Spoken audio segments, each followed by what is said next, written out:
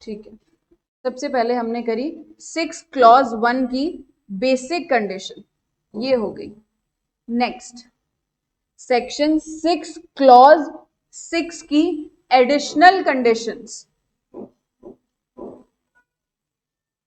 Basic के बाद में जो सेकंड स्टेप आता है वो हम चेक करते हैं एडिशनल कंडीशंस का। अभी एडिशनल कंडीशन क्यों चेक करी जाती है? पहला स्टेप आपने बेसिक कंडीशन चेक कर ली 6 क्लॉज 1 की। दूसरा स्टेप, यहां से आप रेजिडेंट बन गए सपोज, तो फिर आपके लिए सेकंड स्टेप आएगा 6 क्लॉज 6 की एडिशनल कंडीशंस।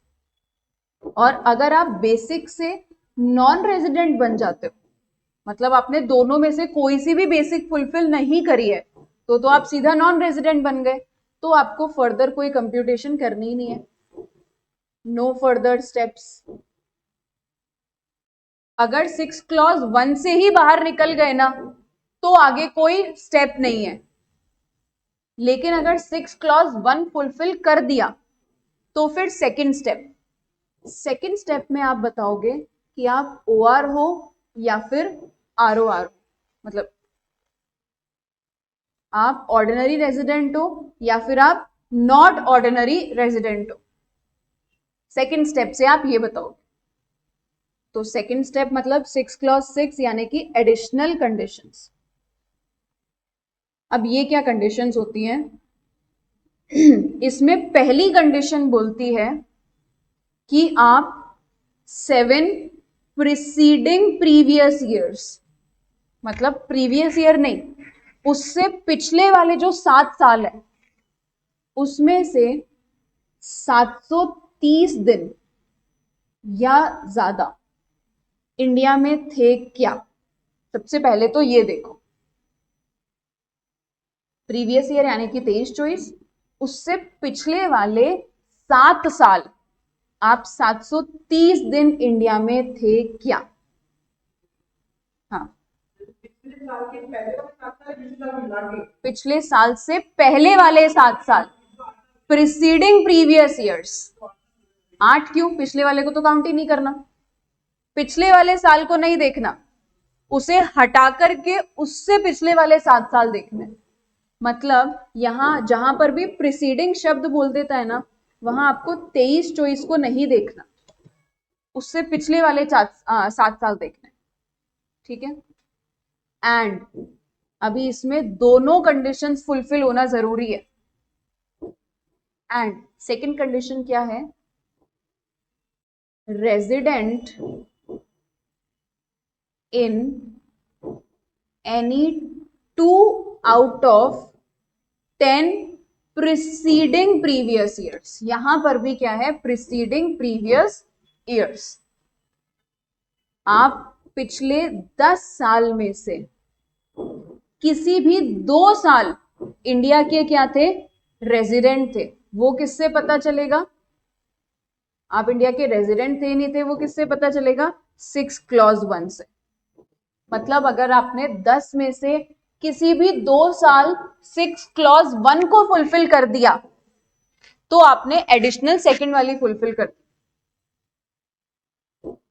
ओके, बात समझ रहे हो? अगर आपने दोनों एडिशनल फुलफिल कर दी,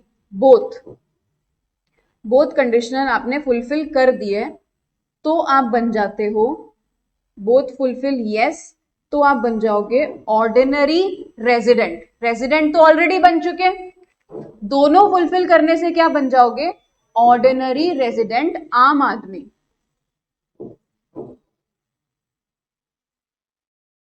आम आदमी बन जाओगे आप इंडिया के। और आम आदमी पे बड़ा बेचारे की गर्दन काट दी जाती है, हर इनकम पे टैक्स पे करना है इसको। जैसे इधर अपन एग्जांपल ले सकते हैं, मान लो शाहरुख खान ने बेसिक कंडीशन पहली फुलफिल कर दी, प्रीवियस ईयर में 60 था और उससे पिछले 365 था। एडिशनल 10 में से 2 साल रेजिडेंट था, इंडिया में ही रह रहा है। बहुत कम ऐसा होता है कि इंडिया से बाहर निकल रहा है तो घूमने के लिए जा रहा है। 10 में से 2 साल रेजिडेंट है, 730 दिन भी है, तो वो ऑर्डिनरी रेजिडेंट है। इसका मतलब शाहरुख खान इंडिया या इंडिया से बाहर जो इनकम कमाएगा ना, ग्लोबल इनकम पे टैक्स पे करेगा इंडिया में। बड़ा फंसाया है ऑर्डिनरी रेजिडेंट को तो भयंकर। ऑर्डिनरी को तो अपनी ग्लोबल इनकम पे टैक्स पे करना है, जो भारत में कमा रहा है उस पे भी और जो भारत के बाहर कमा रहा है उस पे भी। बेचारा बोलेगा कमाऊ ही नहीं मैं तो। सीरियसली इसको ग्लोबल इनकम पे टैक्स पे करना होता है। फिर अगर आपने फुलफिल नहीं करी है, या तो कोई एक फुलफिल नहीं करी या दोनों ही फुलफिल नहीं करी एडिशनल, तो आप बन जाते हो नॉट ऑर्डिनरी रेजिडेंट। रेजिडेंट तो बन चुके हो 6 क्लॉज 1 से, क्योंकि जब पहली सीडी पार करी, पहली सीडी कौन है 6 क्लॉज 1, तभी तो सेकंड सीडी पे गए हो। पहली सीडी से आप रेजिडेंट बन गए, दूसरी सीडी से आप आम आदमी या नॉट सो आम आदमी बनते हो, ऑर्डिनरी या फिर नॉट ऑर्डिनरी। अगर दोनों एडिशनल फुलफिल करोगे ऑर्डिनरी, नहीं करी तो नॉट ऑर्डिनरी। ये है 6 क्लॉज 1 की 6 क्लॉज 6 की कंडीशन। थोड़ी सी समझ आई? तो अब सबसे पहले एक काम करते हैं, इसे लिख लेते हैं।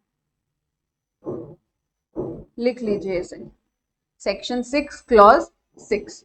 ऑनलाइन सारे स्टूडेंट्स को क्लियर है एडिशनल कंडीशंस? अगर सबको क्लियर है तो एक बार हाँ थम्स अप करके बता दीजिए।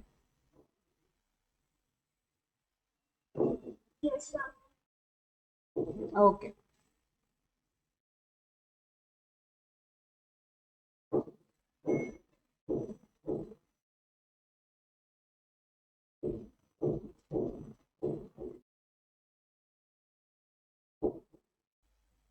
बेसिक कंडीशन पढ़ लिया हमने 6 क्लॉज 1 की। बेसिक कंडीशन आपको बताती है कि आप रेजिडेंट हो या फिर नॉन रेजिडेंट हो।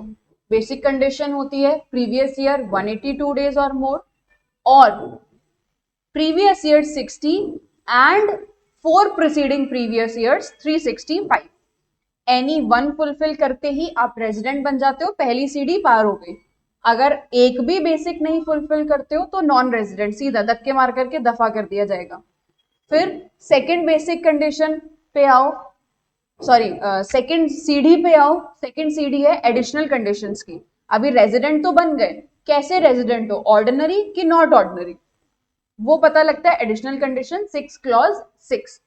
ये कंडीशंस बोलती है या तो आप 10 साल में से कोई से भी 2 साल रेजिडेंट थे क्या, मतलब 10 में से कोई से भी 2 साल आपने एक भी बेसिक फुलफिल कर दी, एंड 7 साल में 730 दिन इंडिया में, दोनों एडिशनल फुलफिल करोगे तो ऑर्डिनरी रेजिडेंट बनोगे, नहीं तो नॉट ऑर्डिनरी रेजिडेंट बनोगे। रेजिडेंट तो बन ही गए। रुको जरा, सबर करो, है ना? तो नीचे इधर नोट में भी लिखा हुआ है individual who satisfies both above conditions become ordinary resident. इतना सबको क्लियर? चलिए अब आगे चलते हैं। अब बात करते हैं डीम्ड रेजिडेंट की, कि भाई हम तुम्हें रेजिडेंट मान लेंगे। अभी तक तो कंडीशंस थी कुछ, आप इतने दिन इंडिया में रहते हो तो आपको रेजिडेंट माना जाएगा। डीम्ड कौन है वो भी पढ़ते हैं।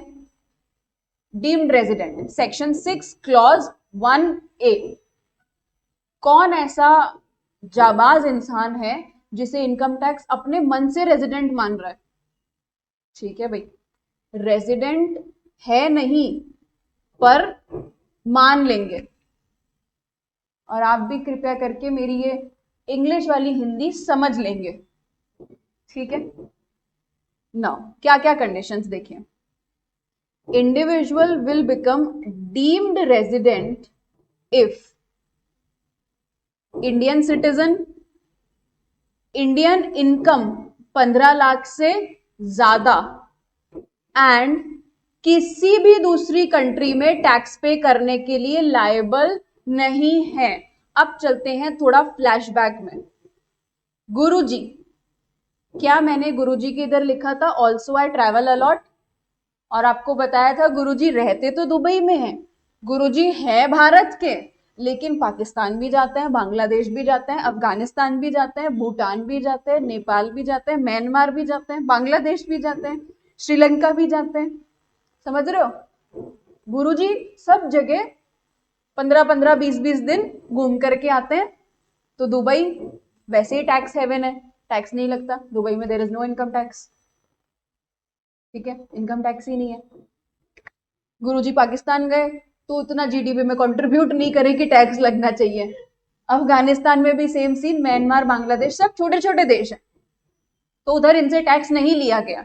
तो निर्मला सीतारमन जी आरती की थाली लेकर के खड़ी थी, मेरे करण अर्जुन आएंगे, करण नहीं आया, अर्जुन नहीं आया। ठीक है, गुरुजी आ गए ऐसे अंगूठा दिखाते हुए, ही देखो कितने हंस रहा है ना। तो ये बोले ठीक है भाई सीतारमन जी, ओके, मैं इतना घूमा हूं लेकिन मैंने किसी भी देश में टैक्स पे नहीं करा है।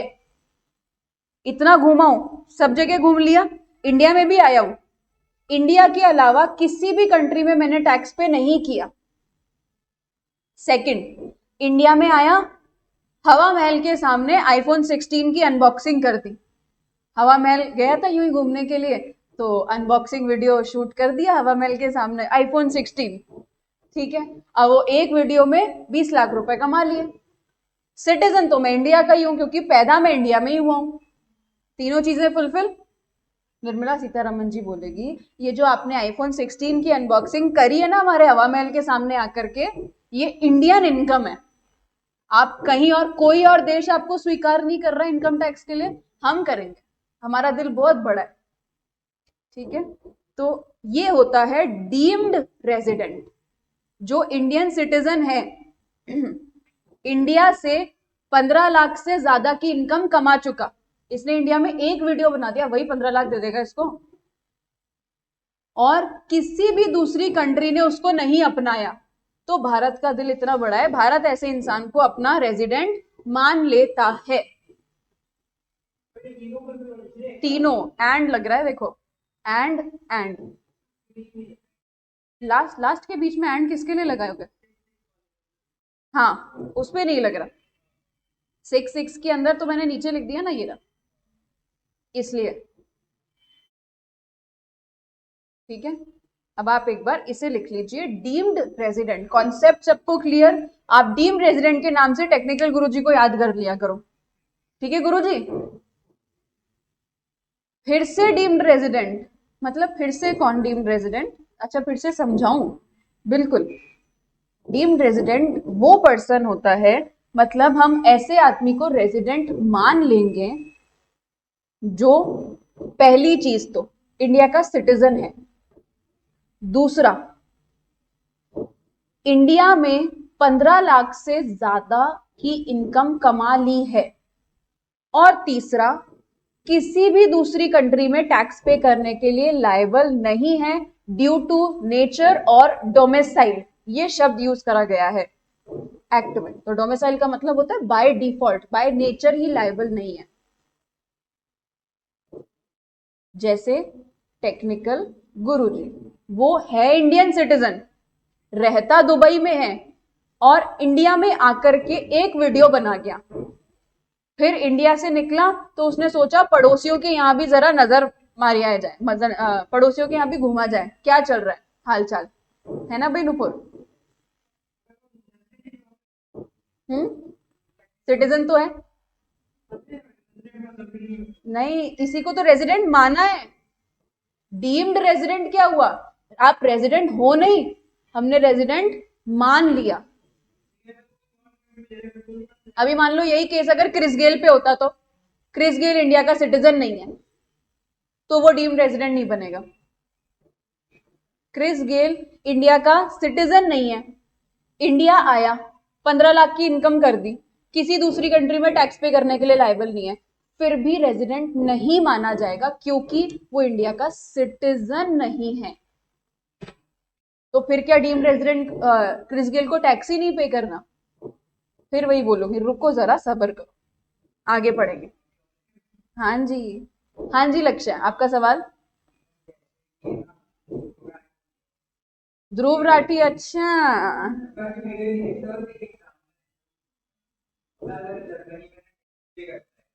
जूली जूली, जो निकल दे तुम पे आया जूली, तो करना पड़ेगा, क्या करें। हाँ, जर्मनी में पे कर रहा है ना, डीम रेजिडेंट नहीं होगा। फिर अगर उसको रेजिडेंट मानना है तो आप बेसिक कंडीशन देखो। ध्रुव राठी इंडिया का सिटीजन है, इंडिया आकर के वीडियो बना दिया, भड़कीला वीडियो बना दिया, वायरल हो गया, लाखों करोड़ों रुपए आ गए, लेकिन जर्मनी में टैक्स पे कर रहा है आपके अकॉर्डिंग, तो वो डीम्ड रेजिडेंट नहीं होगा। फिर क्या इस इनकम पे टैक्स ही नहीं लेंगे? फिर हम देखेंगे बेसिक कंडीशन को, फिर हम बेसिक कंडीशन को देखेंगे, उसको रेजिडेंट। अगर अगर इंडिया में इतने दिन रह रहा है ना, इंडिया में तो टैक्स पे करना पड़ेगा, ऐसा। और कोई नाम आपके मन में ऐसा आ रहा हो, जैसा लक्ष्य के मन में ध्रुव राठी आया?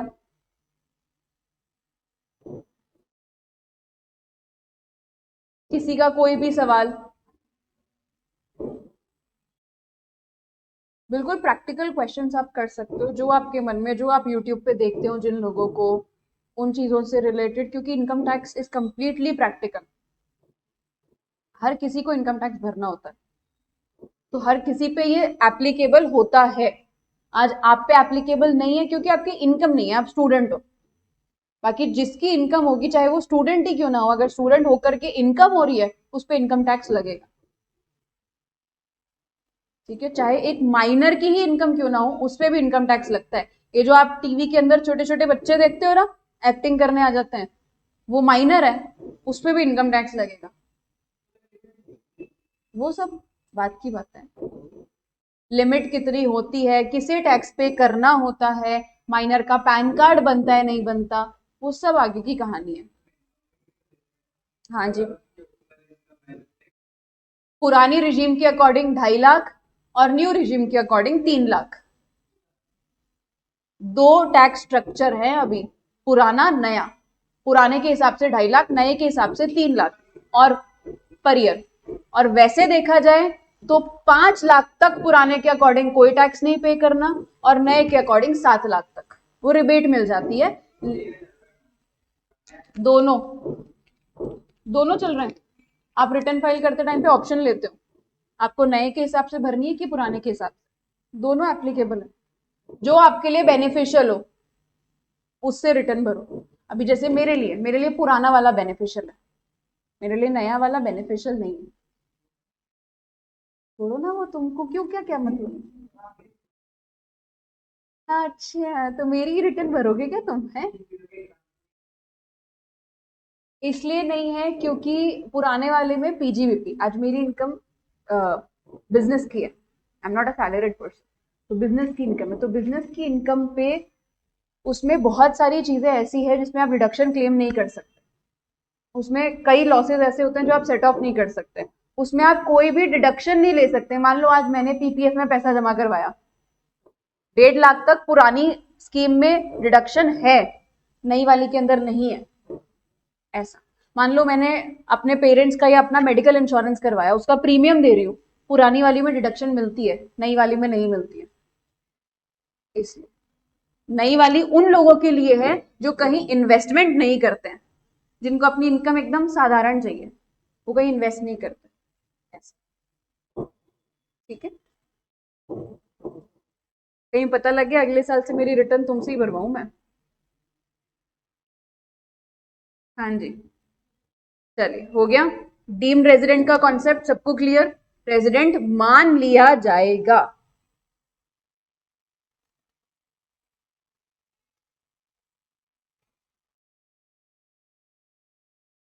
Okay, basic condition, additional condition and deemed resident, 3 concept कर लिए हमने।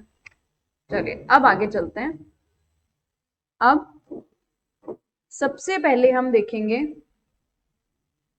सेकंड बेसिक कंडीशन का एक्सेप्शन। एक्सेप्शन वर्ड का मतलब होता है कि वैसे आप सेकंड बेसिक कंडीशन क्या पढ़ के आते हो? 60 दिन, 60 और 365। एक्सेप्शन का मतलब हो गया वो लोग जिन पर ये 60 और 365 वाली कंडीशन अप्लाई नहीं होगी, नहीं होगी। एक्सेप्शन का मतलब ये होता है एक्सेप्ट दीज पीपल, इनको 60 प्लस 365 नहीं देखना है, तो फिर क्या देखना है? 182 देखना है। हाँ बिल्कुल, 182 यूनिवर्सल कंडीशन है, वो सब पे एप्लीकेबल होती है। कोई भी अगर 182 डेज से ज्यादा इंडिया में रह गया ना, जैसे क्रिस गेल 182 डेज से ज्यादा इंडिया में रह गया, फिर चाहे कहीं का भी हो, इंडिया का रेजिडेंट बन गया।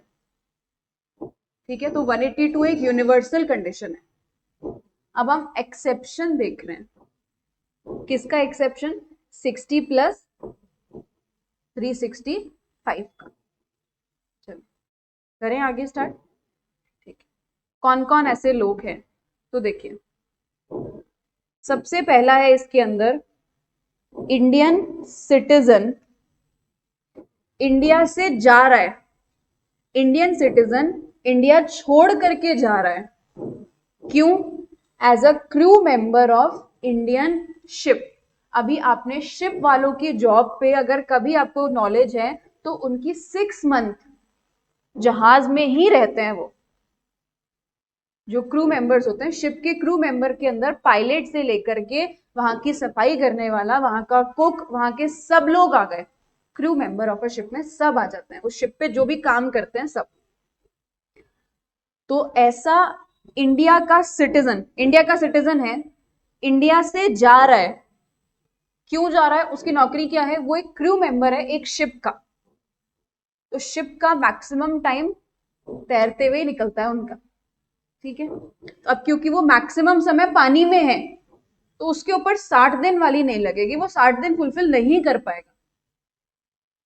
प्रीवियस ईयर में 60 डेज तो वो बिल्कुल ही नहीं रह पाएगा ना, तो उस पर वो एप्लीकेबल नहीं होता। ऐसे इंसान के लिए आपको क्या देखना है? Only 182 days. 182 डेज इंडिया में थे, हाँ रेजिडेंट, ना नॉन रेजिडेंट। 60 वाली कंडीशन देखनी ही नहीं है, कंसिडर ही नहीं करनी है। Crew member of a ship. Clear? ठीक है, अभी शिप के केस में ना देखो, एक चीज मैं आपको एक्स्ट्रा जो बता रही हूं, शिप के केस में क्या होता है, आपका एक सर्टिफिकेट ऑफ डिस्चार्ज होता है। जब भी आप शिप ज्वाइन करने वाले होते हो ना, और जब उस शिप का आपका जो ड्यूरेशन है, आपका स्टे का, वो टूर का ड्यूरेशन जो भी होता है, वो जब खत्म होने वाला होता है, तो एक साइनिंग ऑफ होता है, सर्टिफिकेट ऑफ डिस्चार्ज। इसमें 2 डेट्स आती हैं। एक तो आपकी डेट ऑफ ज्वाइनिंग, किस दिन आपने शिप को ज्वाइन करा, किस दिन आपकी शिप स्टार्ट हो गई, पोर्ट से निकल गई, वो आपकी डेट ऑफ ज्वाइनिंग। और एक आती है आपकी date of signing off. 2 dates आती हैं, तो इसका क्या करना है?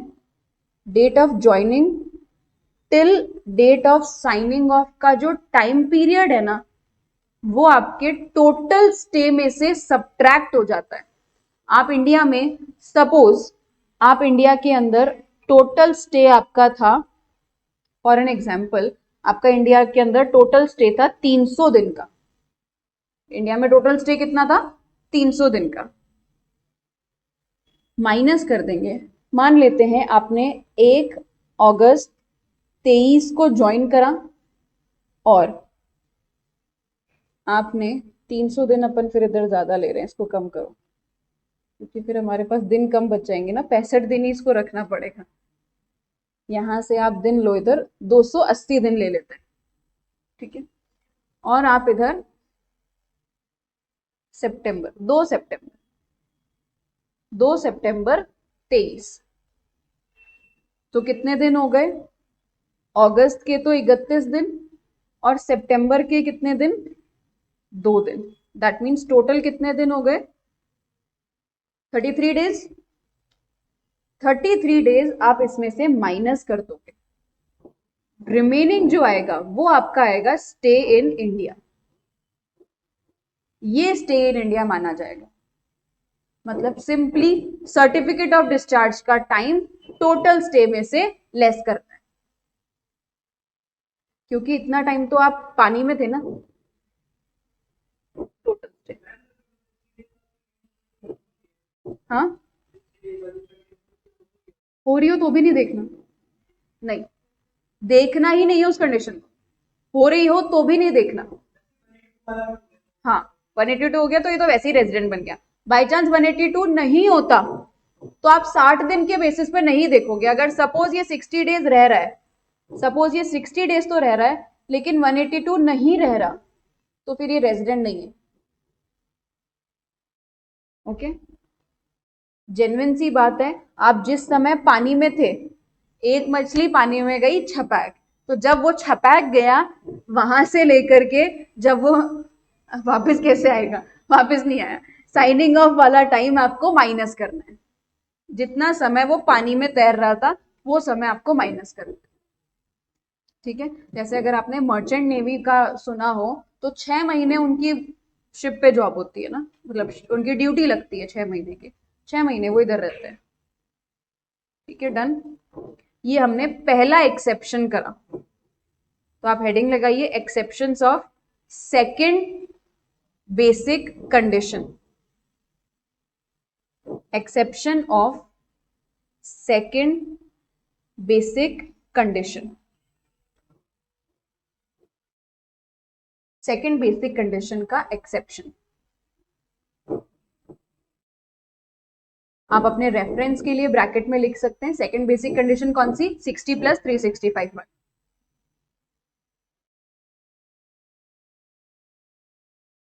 आप जो क्लास के नोट्स बना रहे हो, वो जो कंटेंट मैं बता रही हूं उसे कैसे प्रेजेंट करना है वो अपने अकॉर्डिंग डिसाइड करोगे। आपके सबके नोट्स अपने कन्वीनियंस के लिए बनाए जाते हैं। जो हम नोट्स बनाते हैं ना वो सेल्फ नोट्स होते हैं। आपको उस नोट्स में हिंदी में लिखना है कुछ चीज अपने रेफरेंस के लिए, छोटा सा साइड में लिख देना है एग्जाम्पल, उस अकॉर्डिंग आप नोट्स बनाओ ताकि सेल्फ स्टडी के लिए काम में आए। नोट्स हमेशा ऐसे बनाए जाते हैं जो केवल खुद को समझ आए, दूसरे को समझ ही नहीं आने चाहिए।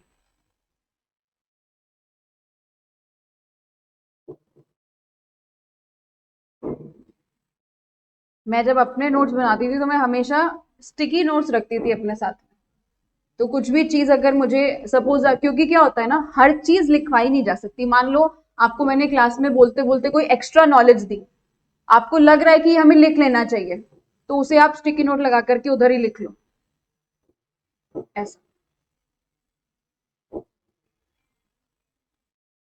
पहला पॉइंट लिखेंगे, Indian citizen leaves India as crew member of Indian ship. Bharat का जहाज है वो, ये ध्यान रखना, फॉरेन शिप नहीं, Indian ship.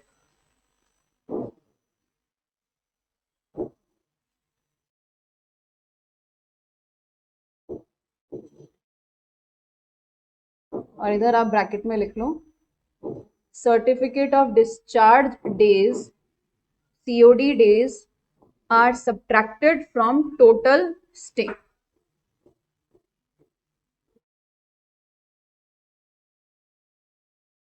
COD days are subtracted from total stay. पहले ये लाइन लिख ली, पॉइंट लिख लिया, फिर ये एग्जाम्पल था।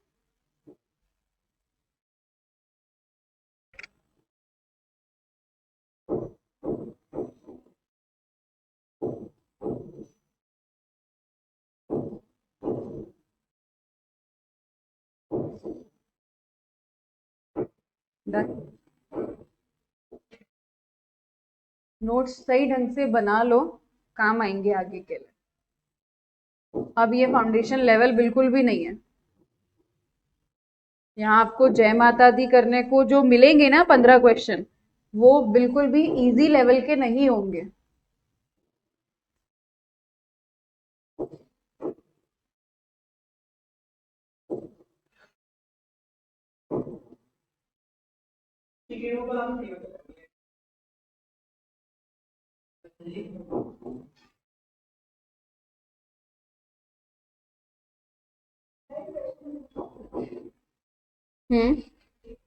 बताओ।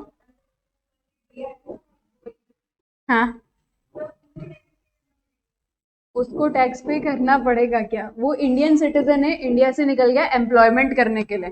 सेकंड एक्सेप्शन वही पढ़ोगे आप। इंडिया से निकल गया एम्प्लॉयमेंट करने के लिए निकल गया ना, तो अब वो ज्यादा दिन के लिए नहीं आया होगा।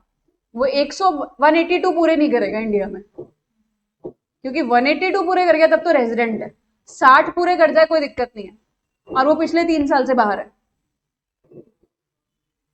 नहीं करना होगा। टैक्स हेवन है इसलिए। वेरी नाइस, अच्छा कनेक्ट करा आपने। बस ऐसे ही थोड़ी अवेयरनेस रखो। इनकम टैक्स इतना इंटरेस्टिंग लगेगा ना, और ये जेन्युइनली बहुत इंटरेस्टिंग होता है। नहीं नहीं, कैलकुलेशन तो प्लस माइनस है केवल, इसमें और कोई कैलकुलेशन ही नहीं है। प्लस माइनस की कैलकुलेशन है प्रैक्टिकल लाइफ के बारे में। हाँ जी। हाँ, तो प्रीवियस में 16 ही हुआ ना। और उसपे तो एक बात सुनो, उसपे तो सेकंड कंडीशन लगी ही नहीं कार्तिक के ऊपर। एम्प्लॉयमेंट के लिए बाहर चला गया, सेकंड एक्सेप्शन आप वही पढ़ोगे। इस पे सेकंड बेसिक कंडीशन लगती ही नहीं है, उस पे केवल एक कंडीशन लगेगी 182 डेज वाली। स्टूडेंट क्यों टैक्स पे करेगा? वो वहां का काम है, उसको यहाँ से मतलब नहीं है इनकम टैक्स। हाँ, वो यहाँ के लिए असेस ही नहीं हुआ, वही रहता है। स्टूडेंट है तो वो मिनिमम 2 साल के लिए, सबसे पहले आप जाते हो स्टूडेंट वीजा पे। आप क्या करते हो, आप स्टूडेंट वीजा पे जाते हो, जो आपका फिर फर्दर एक्सटेंड होता है। फिर आप अपने वीजा को चेंज करवाते हो, बाहर जाकर के आप 2 साल का स्टूडेंट वीजा लेते हो। On the basis of that student visa आप जॉब कर रहे होते हो, उसके ऊपर टैक्स उस पर्टिकुलर कंट्री के अकॉर्डिंग अगर है तो है, वेर एज मतलब मोस्टली कंट्रीज में उस पर नहीं होता है, टैक्सेशन नहीं है उसके ऊपर, क्योंकि वो भी एक स्टूडेंट है, वो इतना ही कमा रहा है, क्योंकि पे ही उतना रखा जाता है स्टूडेंट का कि वो टैक्स के झंझट में ना पड़े।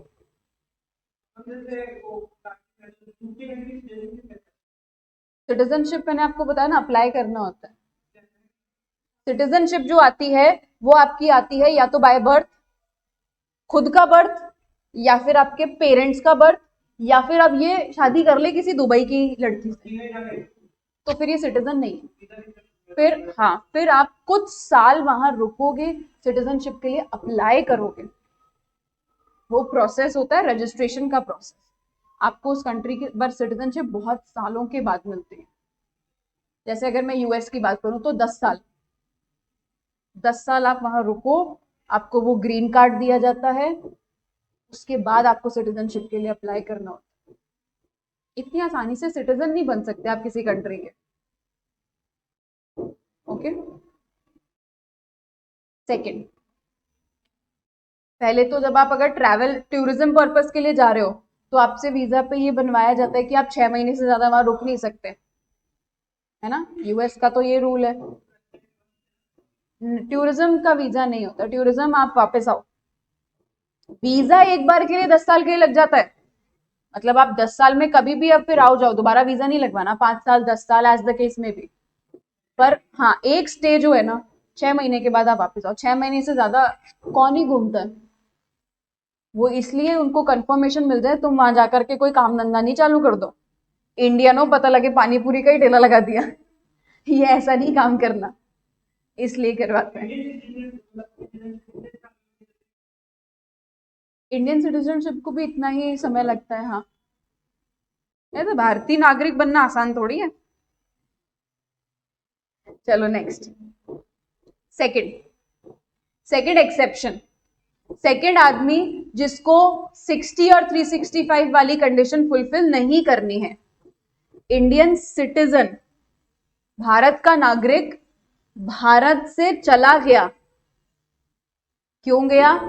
बाहर नौकरी करने के लिए, तो उस पे 60 और 365 वाली कंडीशन एप्लीकेबल नहीं होती है। जैसे कल आपके सामने जो कार्तिक भैया आए थे, वो भारत के नागरिक हैं, भारत से बाहर निकले क्या करने, एम्प्लॉयमेंट, नौकरी करने, तो उनपे कितने दिन लगेगा, 182 डेज। अगर वो 182 डेज या उससे ज्यादा इंडिया में हैं, तब तो इंडिया के रेजिडेंट है, तब भी केवल रेजिडेंट है, ऑर्डिनरी नहीं बना, ऑर्डिनरी के लिए एडिशनल देखनी पड़ेगी, ठीक है। इसीलिए नहीं करते हैं, क्योंकि एडिशनल तो वो वैसे भी फुलफिल करेगा, 3 साल ही तो हुए निकले हुए, एडिशनल में तो 7 साल और 10 साल का डेटा मांगा है, एडिशनल तो फुलफिल करेगा। अगर इधर बाय चांस 182 से ज्यादा रह गया तो ऑर्डिनरी रेजिडेंट बन जाएगा, और फिर तो टाटा बाय बाय, फिनिश, खत्म, गुड बाय। हाँ, ग्लोबल 1 साल की जितनी इनकम है पूरी पे टैक्स लगेगा, मौजा ही मौजा, इसलिए नहीं रुकते हैं, 182 डेज नहीं रुकता कोई भी। हाँ, महीने 2 महीने के लिए आते हैं ऐसा। हाँ, काम धंधा नहीं है क्या, 6 महीने के लिए क्या करने आएगा, जब इंडिया से निकले ही हो तो निकल जाओ। हाँ, मेरा भारत महान, कोई पता लगे बाहर ही हो। है, अभी तीसरा तीसरा एक्सेप्शन, बहुत गजब है ये, मजेदार एक्सेप्शन है। तीसरा, इंडियन सिटीजन या फिर पर्सन ऑफ इंडियन ओरिजिन, लेकिन ये कैसा इंडियन सिटीजन है, जो इंडिया में रहता नहीं है। टेक्निकल गुरुजी, यहां पर भी उसका एग्जाम्पल आएगा, ये भी वही है। इंडियन सिटीजन है, पर्सन ऑफ इंडियन ओरिजिन भी है, इंडिया में नहीं रहता, दुबई में रहता है, इंडिया आया है विजिट करने के लिए। इंडिया क्या लेने आया है, घूमने के लिए। उसको अभी अभी पता लगा कि हवा महल के सामने एक रेस्टोरेंट है जहां से हवा महल का पूरा व्यू आता है, रात के टाइम पे फोटो भी बहुत अच्छी आती है, उसको नया नया ये चीज पता लगी, टैटू कैफे करके, है ना, तो वो वहां चला गया। Indian origin who visits India, India में क्या लेने आया, विजिट करने के लिए, घूमने फिरने के लिए, और विजिट विजिट में इनकम कर दी, हवा महल के सामने ही अनबॉक्सिंग कर दी, Indian income above 15 lakh,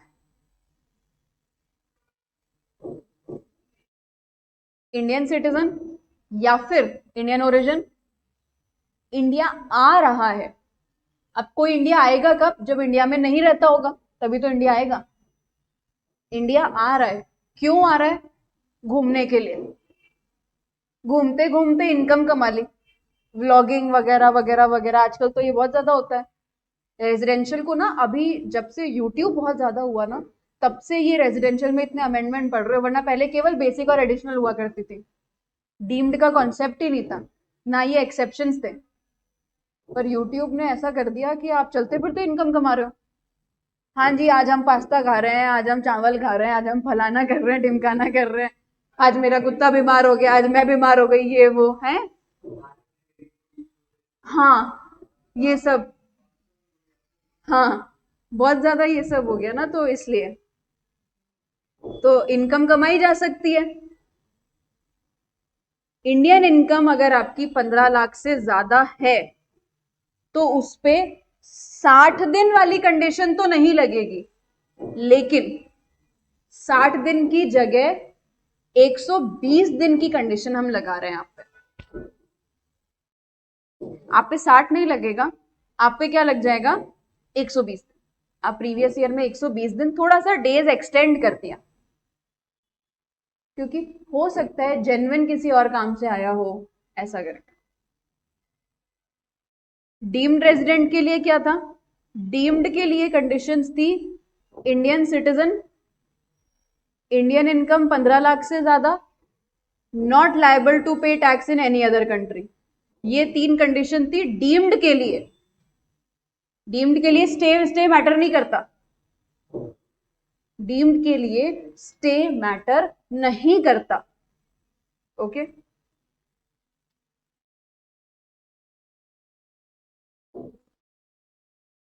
third exception, Indian citizen, India आया विजिट के लिए, Indian citizen visit, Indian income 15 lakh, उसके लिए हम प्रीवियस ईयर का स्टे देखेंगे 120 दिन और 4 प्रीसीडिंग प्रीवियस ईयर का 365 दिन।